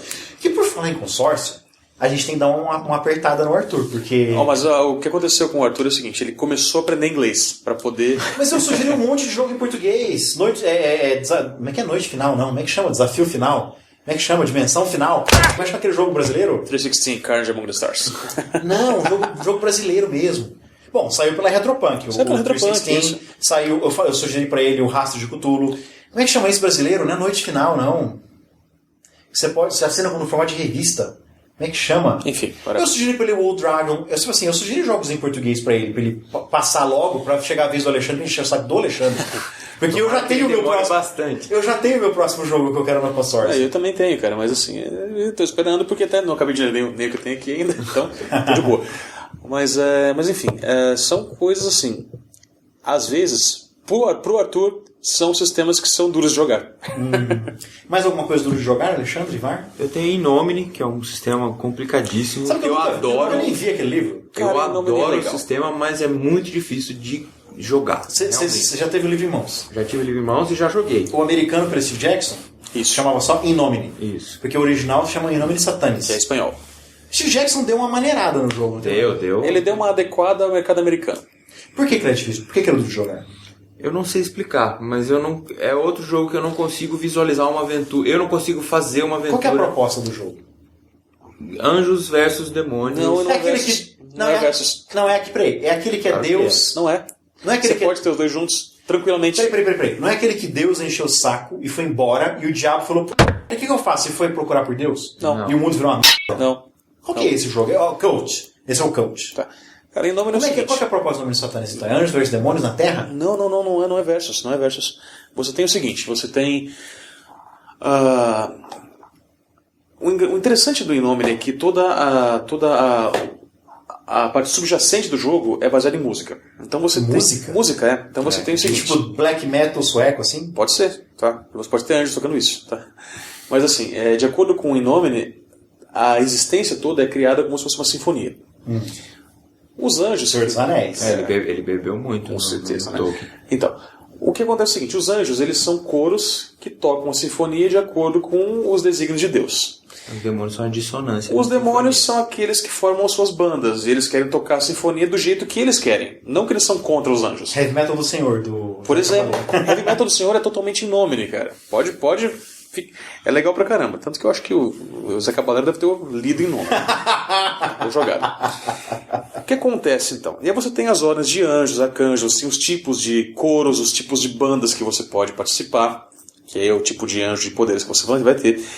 E a influência de anjos e demônios também é sutil, é tudo por trás dos panos. O que deixa a coisa mais distante da realidade, pra mim pelo menos, é toda essa situação cósmica que tem por trás, porque nunca é uma guerra declarada. Mas você joga com anjos e demônios. Você pode jogar com Nephilim, por exemplo. Até existe, mas é uma coisa meio à parte, sabe? Você tem um coro malemala que são os Grigori, que, enfim... que tem no Alpha Omega também. Então, mas assim, é uma coisa que nunca não é muito definida. O que acontece nunca é muito definido, sabe? Parece que o negócio está lá e é assim e acabou, sabe? Não tem um metaplot gigante por trás. Você não tem como... Peraí, mas o jogo não tem Adventure Seeds, por exemplo? Não. Que é isso? Não? Adventure Seeds é tipo... Gancho de aventura. Daquele Burger Games lá, como chama? Máfia. Que você abre as últimas páginas e tem um parágrafo dizendo: alguém roubou o chefão. Você precisa ir atrás, mas ele... Não tem isso. Não tem isso, tá? Mas que bosta de jogo é esse? Os poderes dão sempre em 3 planos: o plano físico, o plano espiritual e o plano celestial, sabe? Então, plano físico são coisas mais materiais. Plano celestial, cara, são as coisas que acontecem tipo no céu, no inferno, que a influência é muito sutil, sabe? Então, é extremamente metafórico, e você tem que realmente... Não é um tipo de jogo que você consegue dar para um grupo inexperiente em Inomine. Todo mundo tem que ter lido, tem que saber o que acontece, tem que saber como é que funcionam as coisas. A gente tem o livro, tá? A gente? Eu sei. Não, o Thiago, a gente ganhou no Sesc. Aquele evento do Sesc, o Thiago teve a gente escolheu vários livros para ser sorteado para as pessoas que iam participar do evento. Escolhemos Inomine e o Thiago ganhou. Todo mundo já leu, a gente não conseguiu mestrar, não conseguiu jogar nenhuma vez. Porque ninguém conseguiu tirar uma aventura daqui. Entendi. Eu joguei eu tive 2 mestres de Inomine, que foi o Bart, amigo meu lá em São Paulo, vou ficar na casa dele no RPG Com, e com o D3. Com o D3 rolou uma aventura com ele, quando ele veio mestrar aqui no encontro de Brodowski, que teve em 98. Primeiro e único? Primeiro e único. Brodowski Com? Foi... Brodoscom. Na época o... Procon. Procon. Na época o pessoal tava... Do Museu de Portinari, eles estavam fazendo... Eu tô imaginando um encontro de RPG culto. em Brodowski, dá tipo 5 pessoas, né? Deu um pouco mais. 8. Umas 8. E foi na casa de Portinari, um pouco sacanagem. Logo em frente, logo na praça em frente. Jogamos nas mesas de cimento da praça. A aventura rolou, sabe? E foi uma aventura interessante, mas... ela não precisaria ter sido específica de Inomine, mas é porque era um grupo totalmente iniciante. Tá aí um sistema que deu, que é o Inomine que tá certo, pra mim, que pelo que vocês estão falando, bebeu muito na fonte a ponto de virar plágio, mas o Arcanum. O Arcanum é muito isso. O Arcanum é plágio de um monte de coisa. Aliás, não vou dizer que é plágio. Tá? O Arcanum funciona. Mas o Arcanum, ele é aquela coxa de retalhos. E ele foi bem amarrado. Eu acho que o Arcanum... também cai no perigo do mago da liberdade excessiva. Tá, o sistema de magia do Arcanum é uma merda, eu concordo com você. Mas se você ignora o sistema de magia, os magos de Arcanum são só vilões, aquele sistema funciona muito bem. É uma ambientação... Tipo assim, eu não sei quão original ela é. Quanto mais eu leio outros RPGs, eu vejo como o Del Devil copiou de outras coisas. Mas ele fez um cadinho de fontes que o negócio acaba ficando legal, entendeu? Mas a especialidade do Del Devil é essa. Todos os sistemas dele são assim.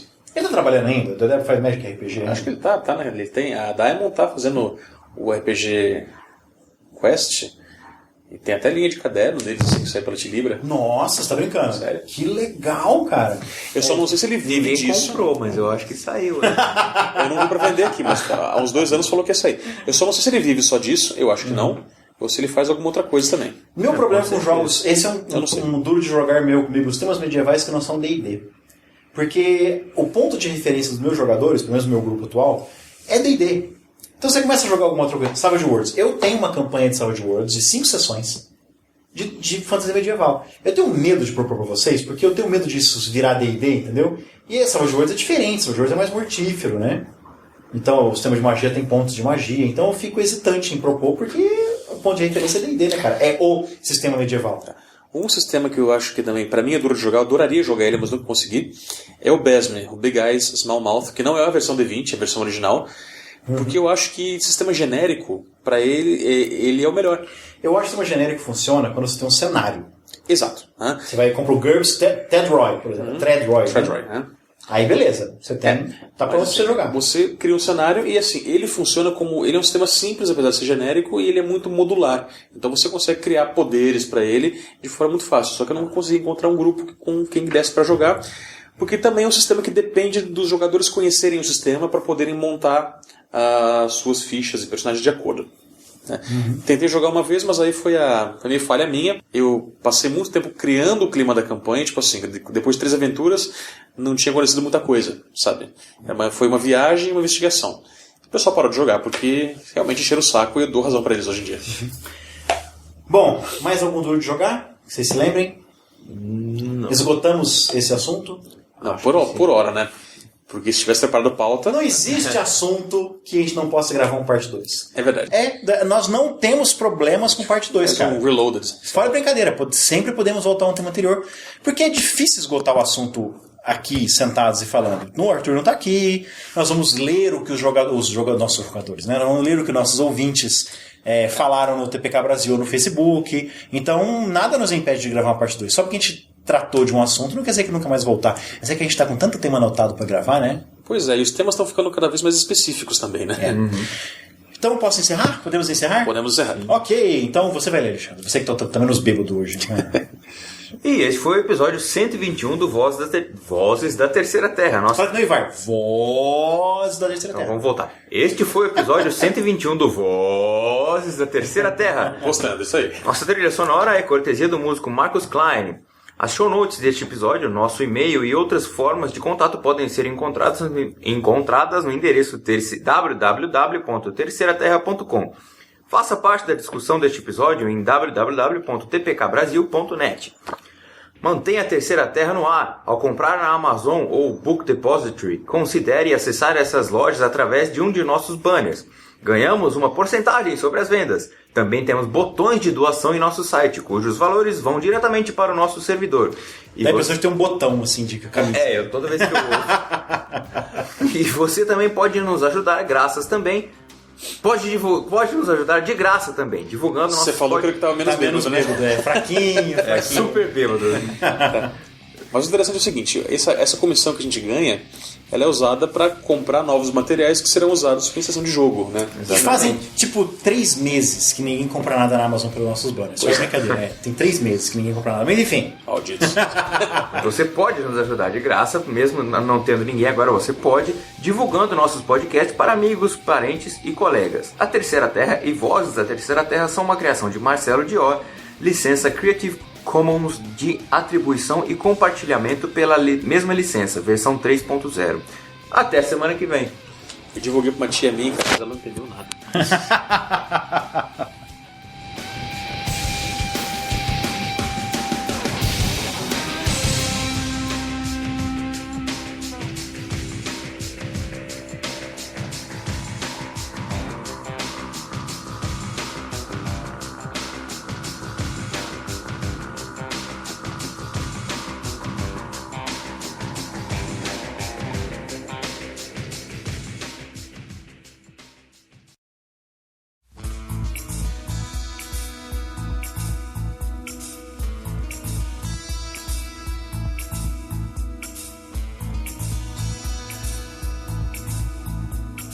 E antes de começar, eu queria jogar. Vamos combinar um jogo também, um dia uma sessão de jogo. Tá precisando, né, cara? Tá precisando. Ó, eu tô com. Eu quero jogar o Prime Time Adventures. Então. O Ivan. Eu preciso de 3 pessoas, 3 jogadores no mínimo. 3 jogadores. 3 jogadores no mínimo. Você e mais 3. O Ivar tá. A não ser que vocês queiram, por exemplo. Time Adventures. Vocês queiram fazer à noite também. Aí dá pra chamar o Gustavo, a Monique, o pessoal da. Eu acho que jogar é mais legal à noite. O dia que a gente puder à noite, eu acho que é válido tentar. Se for uma vez só, dá pra driblar a Luciana. Por quê? O que é o meu problema? Eu não vejo a mulher, né, cara? Ela chega às 6 horas da tarde e é a hora que eu tô saindo pra dar aula. E eu chego de volta 9, 10. Mas se for uma noite só, não tem problema. Faz ela jogar também. Ela fala que é de seriado de TV. Ela vai Não, ela não curte. Eu até entendo. Ela jogava Hero Quest com o primo, tá? Mas ela acha bobo. Ela gosta do jogo de RPG que é mais próximo do board game, sabe? Porque fica interpretando o personagem. E para pensar, imagina uma pessoa olhando de fora da janela, assim, olhando a gente jogar. É bobo pra caramba. Claro que é. Eu não me importo, eu acho divertido pra caramba. Na minha cabeça tá super legal. Eu desassocio, né? Eu dissocio. Tem que ser, porque senão... A gente podia então, essa semana, por exemplo, já que a gente tá gravando mais um, jogar alguma coisa antes de sexta-feira, ou até mesmo na sexta-feira, se você puder, Alexandre. Tem o Prime Time Adventure, só que depende do Arthur poder também. Eu tenho um monte de jogo que dá 2 pessoas. O Call of Cthulhu, quer dizer, o Realms of Cthulhu, eu acho que é melhor continuar com vocês 3. São os 3 personagens, eu acho mais legal. Eu tenho Call of Cthulhu, tenho umas aventuras curtinhas do Call of Cthulhu, dá pra jogar de 2 pessoas. Call of Cthulhu não tem problema se jogar 2 pessoas. Dia? Tenho. Eu sou bom o suficiente pra pintar um clima mesmo de Não, amanhecer. normal. É assim, não tô dizendo que você não é, Marcelo. É que assim, porque jogar Call of Cthulhu de dia é estranho, sabe? Não, eu acho que não precisa esse negócio de sabe, O dia hoje tá cara de cálculo. Verdade, tá é meio verdade. Londres. Vai jogar na praça. No Curupira, né? Aquelas as árvores tudo capeladas. Tá feio. Você bota umas velas lá. Mas eu acho que se você colocar clima demais, a gente falou isso no episódio de props. Você começa a querer colocar coisa demais, você começa a sobrecarregar, E né? você não se preocupa tanto com a história, assim com os props. E tem que ver o que mais que eu tenho lá. Dá pra jogar aqui esses jogos mais simples, estão prontinhos. Lembra aquele que eu falei, Warrior, Wizard and Mage lá, que é um jogo de fantasia super simples. Tem aquele RPG que foi nos mandado pra fazer o review, que é o Sword Noir. Sword Noir, é isso? Sword Noir, cara, eu queria lembrar desse aí que você falou. É o jogo que dá pra jogar só 2 pessoas, é um sistema super simples. Eu tenho um monte de sistema de RPGs indie, assim, de 34 páginas. Eu, sinceramente, eu prefiro esperar a gente estar em 3, que eu não gosto de jogar só com... Só 2 pessoas? Só 2. Eu gosto de grupo. 3, 4 pessoas eu acho perfeito. A gente pode ver com o Arthur, então, o próximo dia que ele puder, que todo mundo puder, essa semana de manhã, a gente, só amanhã que eu não posso, infelizmente não posso, mas quinta e sexta, a gente pode jogar de manhã e... Quinta eu posso, sexta não. Quinta você pode. Vamos ver se o Arthur pode na quinta e joga alguma coisa. Manhã? Você quer mestrar o Prime Time Adventures, Ivar? Eu gostaria, cara. Não, eu tô doido pra jogar. Vamos ver se o Arthur tá disponível, então joga Prime Time Adventures. Eu vou jogar Eclipse Phase na RPG Com. Eu vi. Você postou lá. Cara, meu O Eclipse Ivar é o mestre, né? Tem que encontrar o Não, cara, sabe, o Eclipse Phase tá ali na minha mesinha de cabeceira. Mas é aqui... o Mortal Coil, eu já perdi eu preciso pegar ele de novo e... Assim, cara, eu deixei ele parado um bom tempo por conta de trabalho, sabe? Uhum. E assim, o Eclipse Phase. Eclipse Phase, isso. Ele é muito legal. Só que ele é o tipo da leitura que é uma leitura que você tem que ler estudando o negócio. Uhum. E não aquela leitura mais de lazer. Você já leu ele todo? Não. Tá, mas tá acabando. Tô acabando. Porque o Fernando, que vai mestrar o Eclipse Phase, quer saber se você quer jogar também. Inclusive porque, como você já leu, ele fica mais seguro se tiver alguém que lembrar um pouco do sistema durante o jogo. Eu vou levar o livro então junto comigo também pra... Eu topo. Beleza, então... Quem sabe isso me dá ânimo de novo. Eu vou falar com ele então. Entra no... Vai ser jogo um pouco. Tô louco de novo. Eu vou falar com ele então, que aí ele tá precisando de mais 2 pessoas. Tá. E aí então vai ser você e você já arranjou mais alguém. Nossa, eu queria tanto ir nesse negócio. Por que você não vai poder ir? Eu tenho apresentação. Apresentação? Teatro. E eu tenho algema também.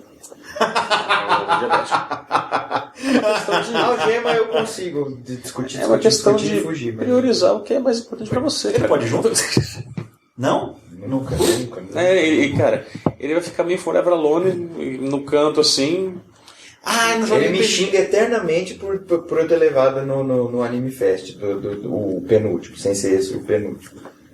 Que coisa horrível, só tem gente estranha andando de fantasia. Eu falei, nossa, eu te levar de RPG, então coitado. É que o pessoal de repente Começou de Jornada nas Tem umas Estrelas. coisas interessantes pra quem nem curte, no RPG nem isso, né? É pra aficionado mesmo. Então, uma coisa que eu queria comentar, nenhum de nós três fez a barra da calça, né, cara? Porque ela tá com a barra dobrada ao invés de fazer... Eu curto isso. Pra quê? Foi tudo engruvinhado, assim, viu? Não, eu só dobrei porque... Tá mostrando, inclusive, minha meia, Ronaldo. Tá, eu só dobrei porque eu esqueci. Tipo assim, lavei e falei, putz, não fez a barra da calça. Agora vai assim mesmo. Tipo assim, toda vez que você vê uma pessoa dobrada assim, é porque ela não fez a barra da calça. Cara, minha mãe brinca comigo até hoje que eu não dou minhas calças pra ela fazer barra, sabe? Teve um amigo meu que virou e falou assim, não, isso aqui eu tirei sarro, né? Você não fez a barra da calça. Que eu tava dobrado só uma vez assim, que não é Alexandre. Aí ele falou assim, não, isso aqui é barra italiana. Eu falei, barra italiana, calça jeans? Quem enganar quem, né? Eu cortava aqui, eu pegava o estilete, cortava e ficava aquela coisa ridícula aberta, assim, que era modinha, né? O duro é que fazer barra de calça jeans tem que ser na máquina, não dá pra fazer na mão. E aí tem que tirar a máquina, tá dentro do armário, e uma chatice aquilo, a máquina pesada pra dedão. Dobra, 2 minutos, pronto, acabou. Cara, isso aí eu vi um amigo meu fazendo quando eu trabalhava. Eu falei, cara, que boa ideia, meu. Comecei a fazer com todas as calças que eu tenho. Mas tem uma barra super fácil que pode fazer. Você pega que nem... Não, obrigado. Tá bom, então não vou nem explicar. Você dobra uma vez pra dentro e uma vez pra fora. Então você fica... Porque pra fazer barra de calça jeans, o que você faz? Você corta, porque você quer usar esse negócio aqui, certo? Você não precisa refazer essa barra toda, né? Você corta, tipo, uma tira e traz isso aqui pra cima de novo, né? Então as calças jeans que essa dobra é diferente. Então você dobra uma vez pra dentro, uma vez pra fora. Então ela vai ficar dobrada tipo assim, né? Aí você pega uma agulha, você passa um ponto aqui do lado, um ponto do outro lado. Tá feita a barra, entendeu? Às vezes desfaz na hora que você lava. Aí o Ivar fala assim, também não lavo calça. Eu vou pôr na chuva. Tá bom, é que eu tenho um profissional que faz isso pra mim, sabe? É que nem em tênis, né, cara? Tem uma vez o Luciano falou pra mim e falou assim, nossa, Marcelo, você não vai lavar seu tênis, não? Eu falei, tênis? Você não lava tênis? Tênis lava quando está na chuva. Você anda na chuva, você lava o tênis. Não tem que lavar tênis. Eu lavei esse aqui dia porque ele tava indecente lá, semana passada. Eu acho que tênis você só lava se ele é branco. E como faz muito tempo que eu não como tênis branco, né? Tênis branco. Eu usei aquela espuma do... Como é que chama? A espuma da World Tennis lá. você passa uma espuma e depois você esfrega assim, e ela tem isso? Tem uma espuma. E ela vem assim, tem uns que você compra o tubo, parece tubo de barbear, aí você tem que passar um pano. Tem uns não, que ele vem na tampa, vem como se fosse uma escovinha, sabe? Então você enche o tênis assim, dá de tempinho e passa aquilo. Ele limpou a parte de couro. O meu tênis é branco. Limpou a parte de couro. Mas não limpou o cadarço. Então tem aquele tênis brilhante, quase prateado, o cadarço exatamente o que foi. Eu pegava, isso aqui é de couro e borracha, né? Eu pegava, passava... E o cadarço ia ficando marrom. Eu falava, não, tem que lavar agora. Cara, por que você não pega e lava só o cadarço? Bota no bolso de uma calça Porque jeans. esse tênis, se você tirar o cadarço, ele nunca mais consegue colocar. O cadarço é grosso, tá vendo? Ele vai ficar tudo engruviado, que nem tá ficando aqui já. Tá. Ele tem que ficar boniquinho, assim. Não, os meus primeiros tênis eu lavava na máquina. Eu jogava na máquina de lavar roupa. Fazia... Era pra acabar a máquina, né? Você destruía a máquina e os vizinhos apareciam. O que tá acontecendo? É igual tacar pedra no liquidificador.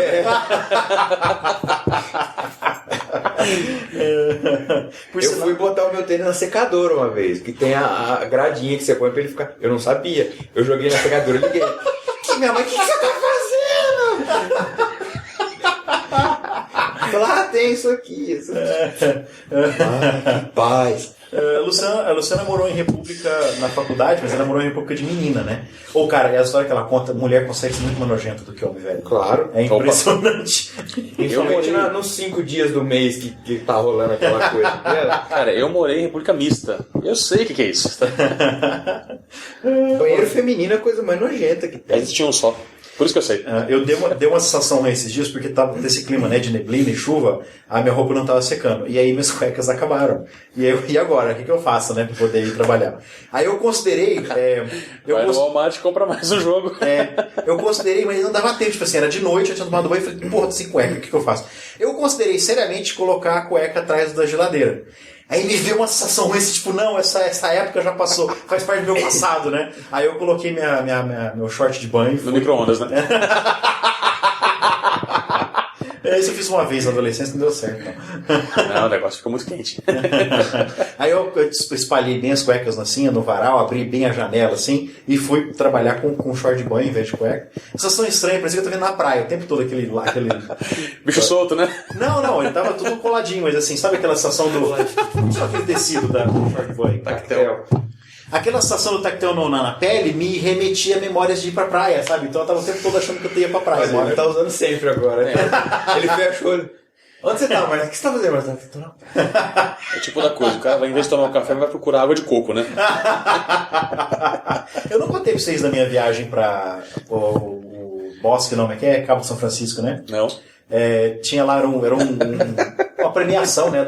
Tá gravando? Tá gravando. Claro que tá gravando. Era uma premiação do departamento da minha mulher lá, que foi sortear 2 pessoas pra irem. E aí, não, era pro chefe ir, na verdade. Chefe e mais alguém que ele quisesse ir. Ele optou, porque ele ia receber o prêmio lá, que o departamento ficou em primeiro lugar no Brasil. Aí ele falou, não, eu vou sortear essa segunda, eu vou ter que ir mesmo, eu pago a minha ida, e aí eu vou sortear, porque o negócio é, viagem pra Recife, né? E aí eu vou sortear isso aqui, essas 2 vagas, né? Pra ir alguém com o marido, alguém com a filha, sei lá. E aí a Luciana ganhou, e a gente foi. O duro foi aguentar uma noite, teve assim, vou contar a parte ruim e vou contar a parte boa. A parte ruim foi o seguinte, a gente saiu daqui era quinta, sexta, sábado, domingo. A gente saiu daqui na quarta-feira, meio-dia, sabe, saímos de dentro de casa, não, o avião saía meio-dia, então a gente saiu de casa às 11 da manhã e chegamos lá às 11 da noite. Porque não tinha conexão, tinha que esperar não sei quantas horas, tinha que trocar de aeroporto, velho. Você chegava de Ribeirão para São Paulo, Congonhas e tinha que ir para Guarulhos. Depende da empresa, vocês foram de quê? De TAM. Então pousa em Congonhas, aí pega um busão da TAM e vai até Guarulhos. Que nós não sabíamos. Ninguém nos avisou, a moça nos falou 4 vezes, você sabe, você tem que trocar de aeroporto, sei. Você sabe, você tem que trocar de aeroporto. Sabe se o Windows, você quer fechar? Sim. Tem certeza? Sim. Sim. Né? Só que ela não falou, ela assumiu que a gente... Todo mundo pegou essa porra desse ônibus, todo mundo conhecia esse ônibus, o Airport Service. A gente não sabia. Então a gente pegou um ônibus de transferência que você pagava lá, o da TAM é de graça, né? Quando eu fiz uma viagem dessa, o próprio agente de viagem me avisou disso, né? Natan ninguém me avisou. Mas o agente de viagem que eu comprei a passagem, né? Que o ônibus corra, porque ele gasta, né? Vai todo mundo pra lá, beleza, cara, o ônibus é uma piada.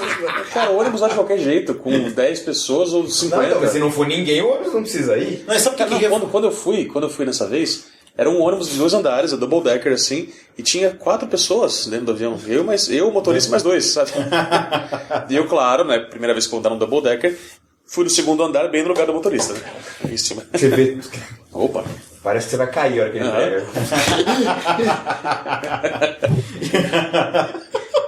Mas é verdade. Aí você se dá conta de por que tem cinto no ônibus, né? E aí, no sábado à noite, o que a gente tinha que aturar lá? Mas, ó, ninguém pode provar, ninguém viu eu fazendo o pose do Karate Kid dentro do ônibus, tá? Porque não tinha ninguém no andar de cima. Ninguém viu. Na verdade, ele pode nem ter feito, mas como ele tá contando que fez, a gente agora acha que ele fez. Né? Eu falei, ninguém viu.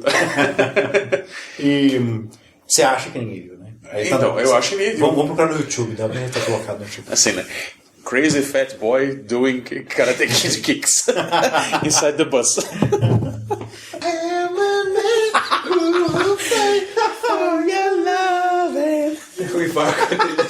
Aí mostra a câmera lenta, né? A silhueta na sombra dele, assim, a silhueta no mar, assim, né? Ele vai fazer e trocar o pé e de costas. Nos bancos. Acho que é por isso que tá no incentivo. Nessa hora que para, assim, que tá dentro do ônibus, que tá assim, tá escuro, né? Porque tá anoitecendo. E a janela tá de fora, a hora que ele para do lado de um outdoor de uma praia, assim, né? Cara, realmente, a imaginação do Marcelo vai longe. Quem ouviu Voz de Fundo do episódio anterior vai saber do que a gente tá falando. Quando ele imagina os monstros dele. Verdade. E aí, a gente tinha que aturar, né, em compensação, porque era tudo de graça, a gente tinha que aturar um almoço com a entrega de um jantar no sábado à noite com a entrega dos prêmios.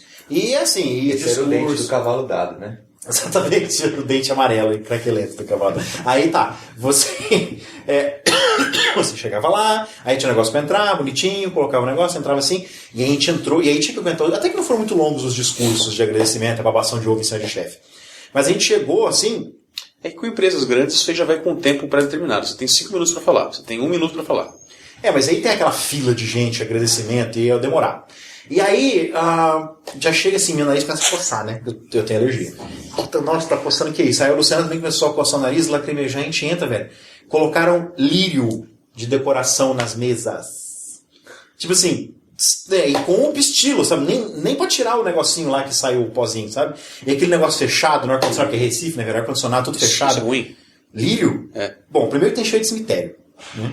E segundo, que ela for mais mortal pra qualquer pessoa que tem alergia. Tá bom. Já entendi sem mais perguntas. Tá? E segundo, que o cheiro é muito forte, né, cara? I rest my case. E aí, beleza, aí acabou os discursos, não sei o que, vamos jantar. Aí abre do lado, assim, né, que tem as mesas, assim. E nego me fez uma decoração de iluminação cor de rosa, meio vermelha e azul. Sem iluminação branca. Então, aquela escuridão, e assim, não tinha ninguém pra organizar a fila. Ninguém entrou de um lado, ninguém entrou do outro, assim, as funcionárias tudo olhando, assim. Teve uma hora que um cara na minha frente falou assim, essa aqui é a mesa de sobremesa? E a funcionária olhou pra ele assim, como se ele fosse falar japonês, sabe? Essa mesa de sobremesa? E ela moça assim, paralisada. Aí o cara desistiu. Quebrou o protocolo dela, né? Aí alguém virou e falou assim, não, essa aqui é de sobremesa. Aí o cara desistiu e foi na outra. A moça e aí, com aquela cara de tela azul do Windows. você vendo a pessoa indo de um lado, indo pro outro, assim, ninguém organizando as filas, né? E assim, aquela sem iluminação branca, azul e vermelho. Então você pegava as coisas pela forma, porque tinha a cor azul e vermelha, né? Eu vou pegar esse quadrado azul com essa massa vermelha, sabe? E você descobria o que estava pegando a hora que tinha um cara que estava filmando, que ele metia um flash assim, eu tava tirando foto, fazia tá, isso assim, isso aqui é a patê, sabe? Olha a ervilha, vou pegar ele. E você via que tinha gente que ficava esperando, sabe? A hora que o cara virava a câmera assim, fazia pá! Aí as pessoas começavam a pegar, porque você viu que estava pegando. Beleza. É isso, gente. Aí você descobria, aí você voltava pro outro salão que tava com luz normal. Aí você via, olha que legal, peguei frango empanado. Era surpresa, era jantar surpresa. Cara misteriosa. Mas que não fez a menor diferença, porque tudo tinha gosto de lírio. Era impressionante você pegar as coisas pela forma, porque ia ter gosto de lírio. E aí, no final, aí acabou que era pra ser uma surpresa quem que ia cantar, ia ter um show. Por causa da luz também? Não. E assim, era uma surpresa que ia ter algum convidado especial pra cantar no fim, né? Pra galera lá. Só que teve um cara que não se aguentou e começou a querer dar dica pra mim e pra Luciana. Vou contar. A gente assim, não conta, vai estragar a surpresa. Aí eu, não, então eu vou dar dica. Ah, tá bom, dá dica aí. Aí ele vira e fala assim, participou das diretas já. E eu, de brincadeira, veio e falei assim, Milton Nascimento. Aí ele olhou assim pra mim, pô, você sabia? Eu falei, Cara, legal, brincadeira legal. Ele pediu. Ele pediu, queria falar que ele dá dica, né? Você podia ter dado uma trollada, né, Marcelo? Participou da direta já. Ulisses Guimarães. Eu não pensei nisso. Eu falaria isso com certeza. Vassourinha. Ele é de Minas Gerais. Tancredo Neves, tá? Já morreu? E aí, a Luciana, quando você não está cercado por geeks, você se dá conta que você é geek, né, cara? Porque tinha conexão Wi-Fi lá. E aí, o Milton Nascimento cantando, aí você sabe aquela hora em que ele canta, mais engraçado, teve uma hora que ele falou assim, será que ele não vai cantar... Beat It, né? Lembra? Beat It? Cara, acho que o primeiro VTT que eu participei, eu falei que ele fez um cover do Beat It. É verdade. E os caras foram atrás e tinha, é verdade. Eles foram atrás e não acharam. Acharam, né? Não, ele só canta. Qual que é aquele dele, não sei o que, o trigo... Cio da Terra. Isso. Cio da Terra. Teve um cara do meu lado assim, falou, cara, olha, é um show pra empresa. O cara não vai cantar música inédita. Ele vai cantar igual, por exemplo, o show na praça no Dia da Cidade. O cara não vai cantar a música inédita do novo CD, ele vai cantar os clássicos, né? Aí o cara me vira do lado e fala assim, será que ele vai cantar o Cio da Terra? É que nem virar assim, será que o Iron Maiden vai cantar Number of the Beast hoje? E aí o pessoal começou a comentar assim, nossa, mas ele tá super bem. Porque... Cara, preto é muito legal. Eles não envelhecem. Isso foi... No meio do ano passado, né? Não, foi agora. Foi uns 2, 3 meses. Ele tá parecendo uma tartaruga ainda? Tá parecendo uma tartaruga ainda. Sim. Só que ele não envelhece, né, cara? A raça negra não envelhece. É impressionante. O Djavan tem 80 anos, parece que tem 20. Tomara que não tem nenhum ouvinte. Não, cara. Ele é muito simpático.